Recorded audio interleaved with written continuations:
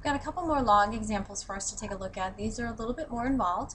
This first one, we've got log of x minus 15 plus log of x equals 2. Okay, now first thing I notice is that I've got two separate logs here. I need to condense those and make them a single log. You always want to have at most one log on each side. So I look and notice that this is a plus sign, which means I have to use the product rule and multiply the insides. So we get log of the quantity x squared minus 15x equals 2.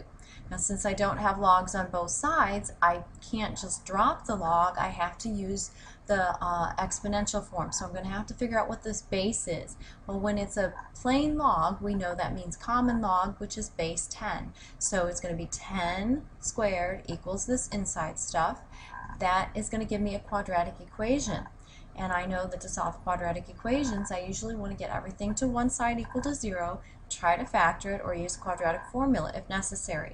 So we get 0 equals x squared minus 15x minus 100. Fortunately, that factors. So I get x minus 20 times x plus 5 equals 0.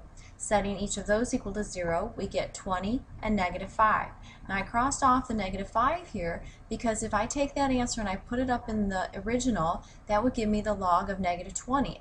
I can't take the log of a negative number or of 0, so that's an extraneous solution. It looks like it's supposed to work, but it won't.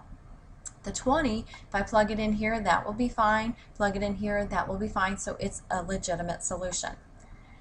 Here's another example where it's got lots of logs going on. This is log base 3 of x plus 1 minus log base 3 of x equals log base 3 of 4.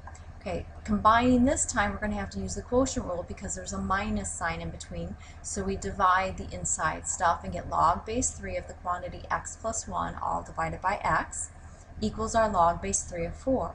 Because we have logs base 3 on both sides, we can ignore that and just equate the inside portions. So now I've got this rational equation here, so to solve it I want to clear my fractions and multiply through by the common denominator, the only denominator, which is x. So on the left hand side that gets canceled and we have x plus 1 and 4x on the other side. Simply solving by getting our x's together and dividing, we get 1/3. Now if I take that 1/3 and I put it up here, that would still be positive. Here, that would be okay. So 1/3 would be a legitimate solution.